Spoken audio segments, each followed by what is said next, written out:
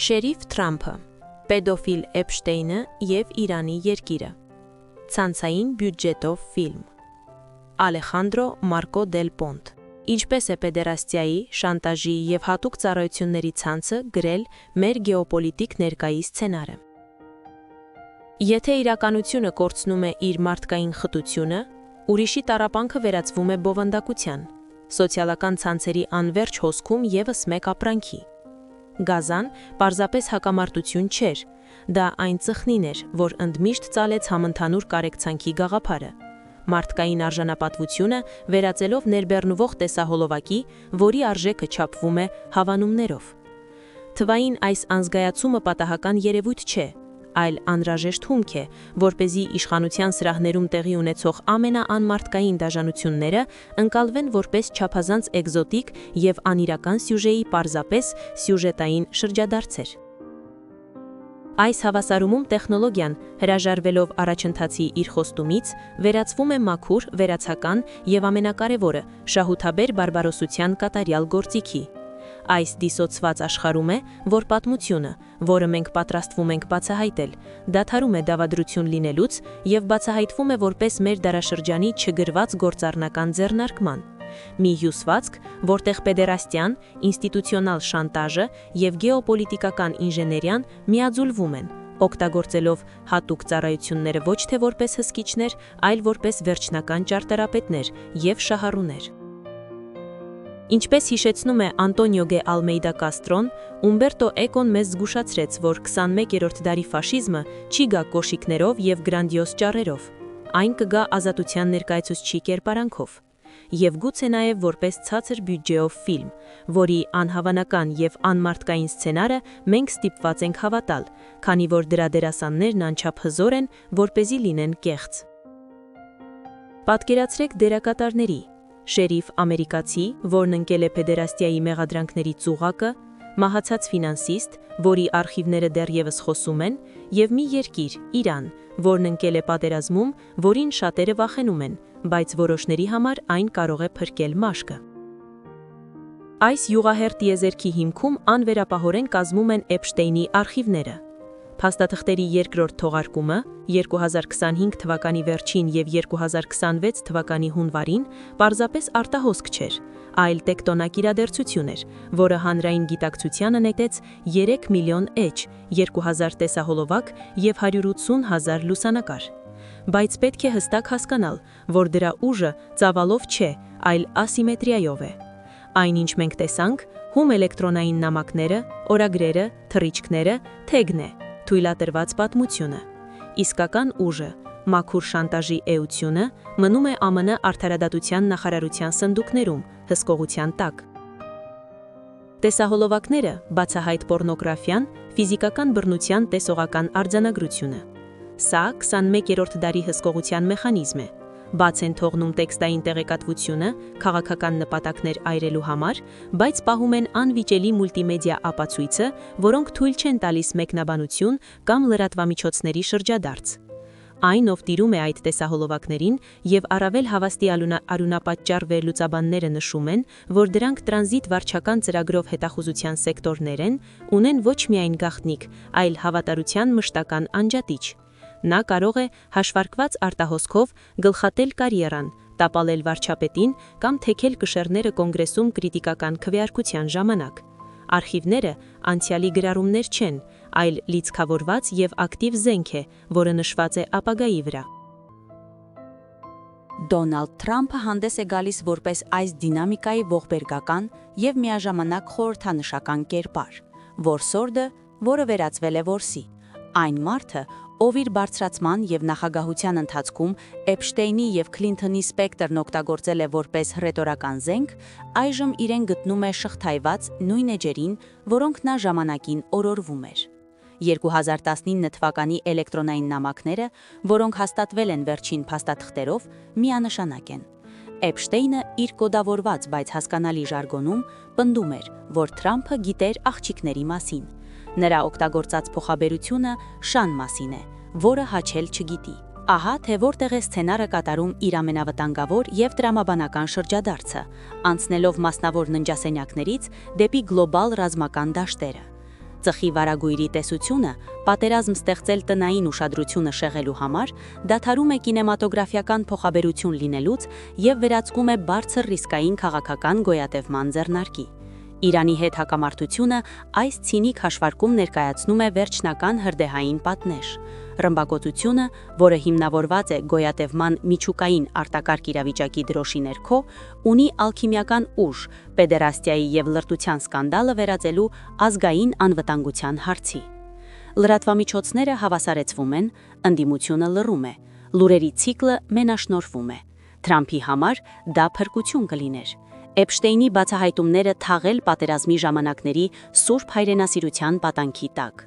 Բենյամին Նետանյահուի համար, ով երկրորդ առաջնորդն է, որը բռնված է զանգվածային դատական գործընթացներով և անգղի բողոքի ցույցերով, բաց հակամարտությունը Իսլամական Հանրապետության հետ էլիքսիր է, որը նրան դատապարտյալից վերածում է անփոխարինելի պատերազմի առաջնորդի։ Այսպիսով, ճգնաժամը դառնում է կատարյալ հնարավորություն երկու գործչի համար, որոնց քաղաքական բախտը թվում էր, որ վերջնական անկման մեջ է։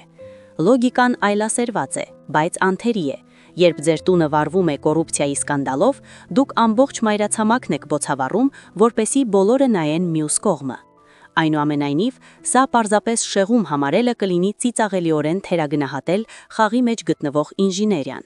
Թելերը կապում են ոչ միայն խնդիրների մեջ գտնվող քաղաքական գործիչներին, դրանք հյուսում են ցանց, որը միավորում է մասնավոր այլասերությունը, ռազմաարդյունաբերական համալիրի, բարձր մակարդակի բանկերի և հատուկ ծառայությունների։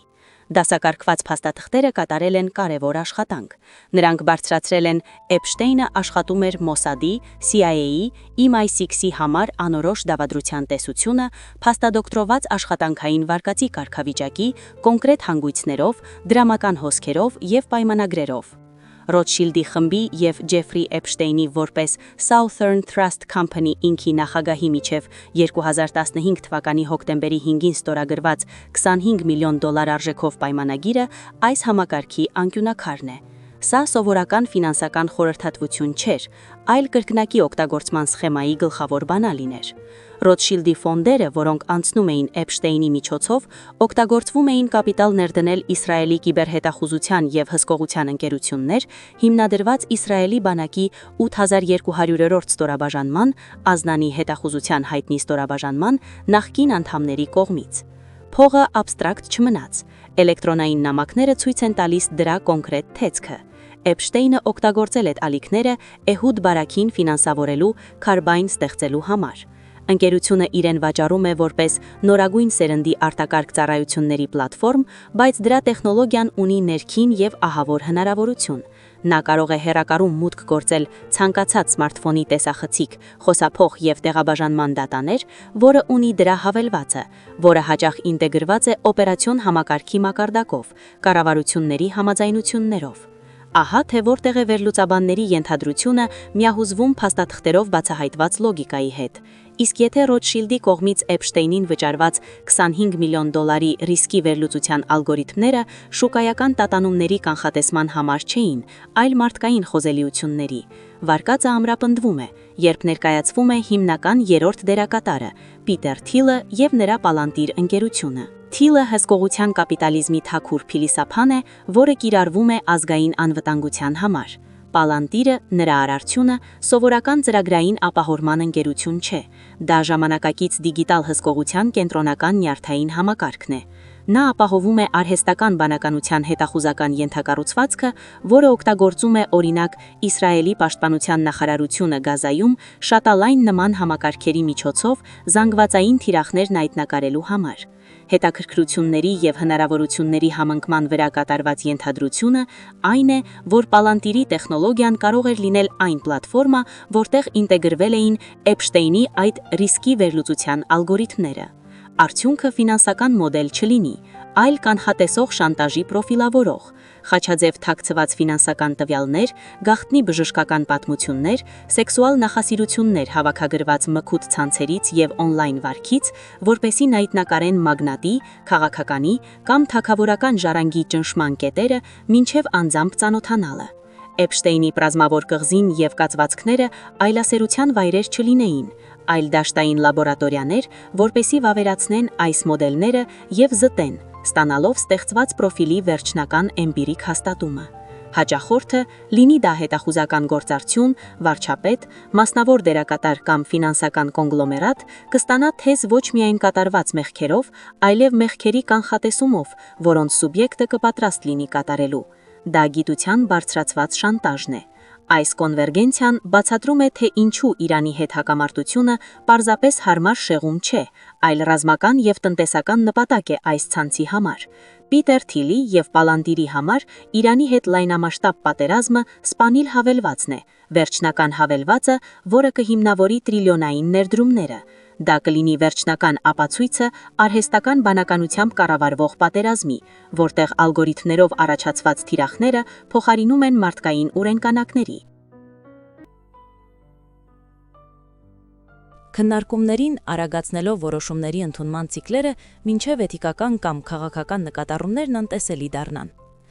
Պայմանագրերը կբազմապատկվեն։ Շահույթը, որը արդեն եռապատկվել է 2025 թվականին Իսրայելի հետ համագործակցության շնորհիվ, կաճի։ Իսրայելական պաշտպանական ընկերությունների համար, ինչպիսիք են Elbit Systems-ը կամ Israel Aerospace Industries (IAI-ն), որոնք ներգրաված են Aero-ի նման հրթիռային համակարգերի արտադրության մեջ, դա կլինի առանց նախադեպի տնտեսական բում։ Հատուկ ծառայությունների համար նման մասշտաբի հակամարտությունը թույլ է տալիս արդարացնել աստղագիտական սև բյուջեները, վերադասավորել առաջնահերթությունները և, որ ամենակարևորն է, լրացնել Էփշտեյնի ցանցում դրանց հնարավոր մասնակցության վերաբերյալ ցանկացած ներքին կամ արտաքին հետաքննություն, պատերազմի առաջնահերթության անվիճելի փաստարկով։ Այս անմարդկայնացված հաշվարկում պատերազմը կատարյալ բիզնեսն է և վերջնական ծխի վարագույրը։ Այս ամբողջ սառը մեքենայի տակ, ալգորիթմների, պայմանագրերի, գեոպոլիտիկական ռազմավարությունների տակ ապրում է մարդկային հոգեբանություն, որը իշխանության հոգեբանության վերլուծաբաններն սկսել են բացահայտել այս արխիվների լույսի ներքո։ Խնդիրը մի քանի փտած խնձորների մասին չէ։ Ուսումնասիրությունները, ինչպես նշված է 2026 թվականից քաղաքական հոգեբանության մասնագիտացված շրջանակներում, ցույց են տալիս նարցիսիստական, մաքիավելյան և հոգեբանական հատկանիշների զգալի գերներկայացվածություն գլոբալ իշխանության էլիտաներում, հատկապես բարձր մակարդակի ֆինանսների և քաղաքականության մեջ։ Այս անհատների համար օգտագործման առարկայի տեսությունը փոխաբերություն չէ, դա գործառնական ձեռնարկ է։ Մնացած մարդիկ տախտակամացի մասեր են, հաճույքի, օգտակարության կամ շահագործման աղբյուրներ։ Արխիվներից բխող ամենաէքստրեմալ վկայությունները, ծերեսի, խոշտանգումների, այլասերված հաճույքի մասին հղումները, որոնք անցնում են բռնության սահմաններից այն կողմ, տեղավորվում են այլասերման կլինիկական կառուցվածքի մեջ իր խիստ իմաստով։ Ուրիշի սուբյեկտիվության լիակատար ժխտում, նրա վերածում ամենակարողության ֆանտազիայի բավարարման առարկայի։ Սարսափելին այն չէ, որ այս մարդիկ գոյություն ունեն, այն է, որ հենց նրանք, ում անունները բնակեցնում են գործերի էջերը, որոշումներ են կայացնում տնտեսական պատժամիջոցների մասին, որոնք սովամահ են անում ամբողջ բնակչությանը, ռազմական միջամտությունների մասին, որոնք ջախջախում են երկրները, միգրացիոն քաղաքականության մասին, որոնք միլիոնավոր մարդկանց դատապարտում են հուսահատության։ Նրանք որոշում են, թե որն է ժողովրդական կառավարություն և որը անպիտան ռեժիմ, և նրանք դա անում են ըստ երևույթին նախքան սովորական ցանկացած բարոյական շրջանակում որակվող որպես ամենաանմարդկային գործողություններ։ Դիսոցիացիան նրանց հոգեբանության ախտանիշ չէ, դա նրանց աշխատանքի գլխավոր գործիք է։ Վերջում սա մի հարուստ պեդերաստի մասին պատմություն չէ, սա պատմություն է այն գործիքի մասին, որը նա կառուցեց և որից գոյատևեց։ Էփշտեյնի արխիվները իշխանության կիրառության մեջ մուտացիայի ամենաընկալուն խորհրդանիշ են, փաֆայրտենզիարության մուգ գործառույթների մասնավորեցում և արտահերտացում։ Խայտարակող նյութի հավաքագրությունը, շանտաժը, հոգեբանական հարկադրումը այլևս պետական գործակալությունների կողմից պաշտոնական կնիքներով իրականացվող գաղտնի գործառույթներ չեն։ Դրանք մասնավոր ցանցերի պայմանագրային ծառայություններ են, որոնք ֆինանսավորվում են անթափանցիկ կապիտալով և գործում են բարձր ֆինանսների, լրտեսության և շքեղ հանցագործության խաչմերուկում։ Այսպիսով այն ցածր բյուջետ ֆիլմը, որով մենք սկսեցինք այս պատմությունը, բացահայտվում է որպես երբևէ արտադրված ամենաթանկեց և վտանգավոր վավերագրական ֆիլմ։ Դրա պրոդյուսերները անանուն են, դրա բյուջեն անհնար է հաշվարկել և դրա շահույթը չափվում է ոչ թե դոլարներով, այլ ազգերի ապագայի վերահսկողության աստիճաններով։ Շերիֆը, պեդերաստը և իրանական բոմբը կապ չունեն։ Նրանք նույն մեքենայի մասեր են։ Մեքենա, որը ամոթը վերածում է ուժի, սեքսը վերածում է զենքի և պատերազմը փրկարար շոուի։ Մենք հանրությունը վերածվել ենք ապշած հանդիսատեսի, որոնք անկարող են տարբերեկել, թե այն ինչ տեսնում ենք, գեղարվեստական է, թե նոր և սարսափելի նորմալ։ Այս հոդվածում արտահայտված տեսակետները պարտադիր չեն արտացոլում Շահումյան կազմակերպության տեսակետները։